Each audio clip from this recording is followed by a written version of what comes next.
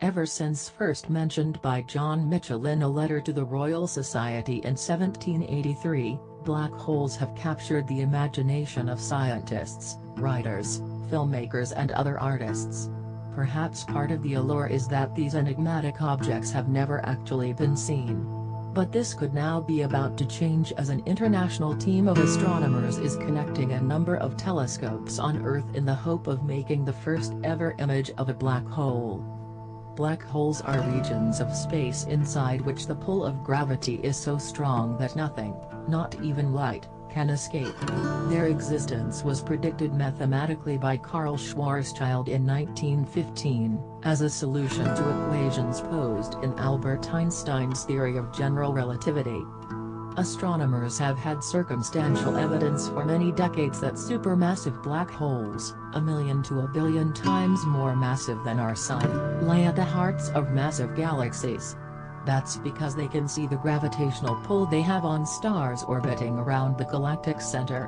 When overfed with material from the surrounding galactic environment, they also eject detectable plumes or jets of plasma to speeds close to that of light. Last year, the LIGO experiment provided even more proof by famously detecting ripples in space-time caused by two medium-mass black holes that merged millions of years ago. But while we now know that black holes exist, questions regarding their origin, evolution and influence in the universe remain at the forefront of modern astronomy. Catching a tiny spot on the sky. On April 5 to 14, 2017, the team behind the Event Horizon Telescope hopes to test the fundamental theories of black hole physics by attempting to take the first ever image of a black hole's event horizon, the point at which theory predicts nothing can escape. By connecting a global array of radio telescopes together to form the equivalent of a giant Earth-sized telescope, using a technique known as very long baseline interferometry and Earth aperture synthesis, scientists will peer into the heart of our Milky Way galaxy, where a black hole that is 4 meters times more massive than our Sun, Sagittarius, lurks. Astronomers know there is a disk of dust and gas orbiting around the black hole. The path the light from this material takes will be distorted in the gravitational field of the black hole. Its brightness and color are also expected to be altered in predictable ways. The telltale signature astronomers hope to see with the Event Horizon Telescope is a bright crescent shape rather than a disk. And they may even see the shadow of the black hole's event horizon against the backdrop of this brightly shining swirling material. The array connects 9 stations spanning the globe, some individual telescopes, others collections of telescopes, in Antarctica, Chile, Hawaii, Spain, Mexico, and Arizona. The virtual telescope has been in development for many years and the technology has been tested. However, these tests initially revealed a limited sensitivity and an angular resolution that was insufficient to probe down to the scales needed to reach the black hole. But the addition of sensitive new arrays of telescopes, including the Atacama Large Millimeter Array in Chile and the South Pole Telescope, will give the network a much-needed boost in power. It's rather like putting on spectacles and suddenly being able to see both headlights from an oncoming car rather than a single blur of light. The black hole is a compact source on the sky. Its view at optical wavelengths, light that we can see, is completely blocked by large quantities of dust and gas.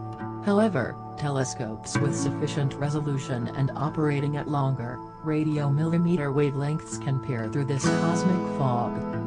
The resolution of any kind of telescope, the finest detail that can be discerned and measured, is usually quoted as a small angle corresponding to the ratio of an object's size to its distance.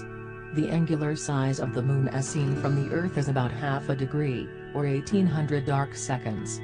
For any telescope, the bigger its aperture, the smaller the detail that can be resolved. The resolution of a single radio telescope, typically with an aperture of 100 meters, is roughly about 60 arc seconds. This is comparable to the resolution of the unaided human eye and about a 60th of the apparent diameter of the full Moon. But by connecting many telescopes, the Event Horizon Telescope will be about to achieve a resolution of 1520 micro-arc-second, corresponding to being able to spy a grape at the distance of the Moon. What's at stake? Although the practice of connecting many telescopes in this way is well known, particular challenges lie ahead for the Event Horizon Telescope.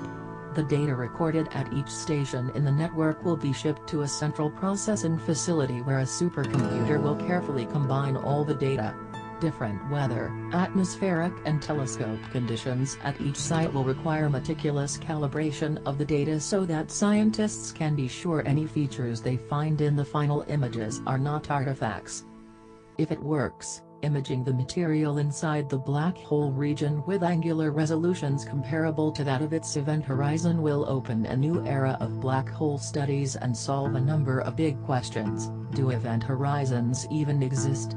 Does Einstein's theory work in this region of extreme strong gravity, or do we need a new theory to describe gravity this close to a black hole? Also, how are black holes fed and how is material ejected? It may even be possible to image the black holes at the center of nearby galaxies, such as the giant elliptical galaxy that lies at the heart of our local cluster of galaxies. Ultimately, the combination of mathematical theory and deep physical insight, global international scientific collaborations and remarkable, tenacious long-term advances in cutting-edge experimental physics and engineering look set to make revealing the nature of space-time a defining feature of early 21st century science.